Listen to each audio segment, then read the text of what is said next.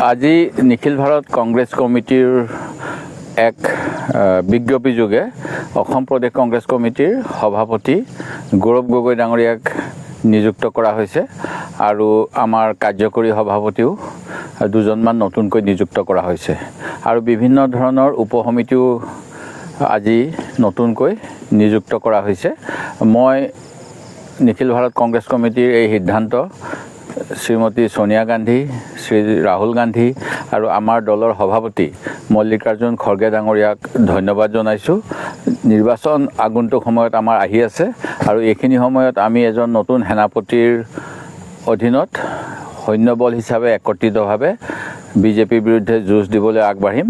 আমি ৰাইজৰ পৰা সহায় সহযোগিতা কামনা কৰিছোঁ আৰু মই আশা ৰাখিছোঁ আগন্তুক সময়ত কংগ্ৰেছ আৰু অধিক শক্তিশালী হ'ব আৰু আমি এক প্ৰত্যাহ্বান গণতন্ত্ৰ ৰক্ষাৰ বাবে, অসমৰ স্বাভিমানৰ বাবে আৰু বৰ্তমানৰ মুখ্যমন্ত্ৰীয়ে যেনেধৰণে অসমীয়া ৰাইজক অপমান কৰি আছে ইয়াৰ বিৰুদ্ধে যুঁজিবলৈ সক্ষম হ'ম।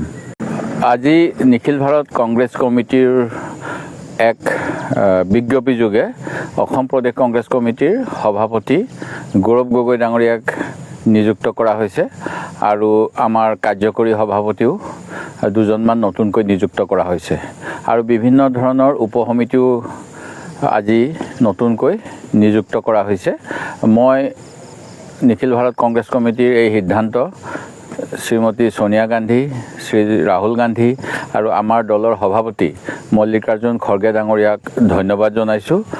নিৰ্বাচন আগন্তুক সময়ত আমাৰ আহি আছে আৰু এইখিনি সময়ত আমি এজন নতুন সেনাপতিৰ অধীনত সৈন্যবল হিচাপে একত্ৰিতভাৱে বিজেপিৰ বিৰুদ্ধে যুঁজ দিবলৈ আগবাঢ়িম।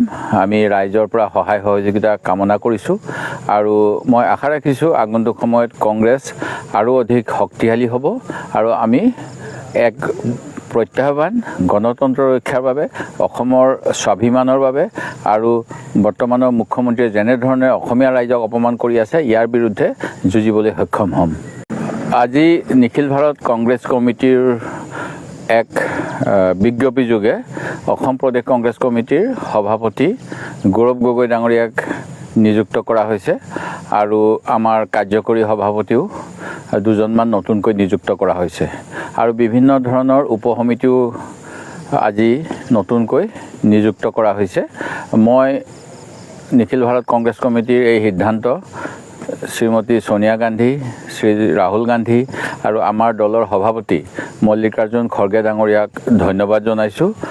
নিৰ্বাচন আগন্তুক সময়ত আমাৰ আহি আছে আৰু এইখিনি সময়ত আমি এজন নতুন সেনাপতিৰ অধীনত সৈন্যবল হিচাপে একত্ৰিতভাৱে বিজেপিৰ বিৰুদ্ধে যুঁজ দিবলৈ আগবাঢ়িম। আমি ৰাইজৰ পৰা সহায় সহযোগিতা কামনা কৰিছোঁ আৰু মই আশা ৰাখিছোঁ আগন্তুক সময়ত কংগ্ৰেছ আৰু অধিক শক্তিশালী হ'ব আৰু আমি এক প্ৰত্যাহ্বান গণতন্ত্ৰ ৰক্ষাৰ বাবে, অসমৰ স্বাভিমানৰ বাবে আৰু বৰ্তমানৰ মুখ্যমন্ত্ৰীয়ে যেনেধৰণে অসমীয়া ৰাইজক অপমান কৰি আছে ইয়াৰ বিৰুদ্ধে যুঁজিবলৈ সক্ষম হ'ম।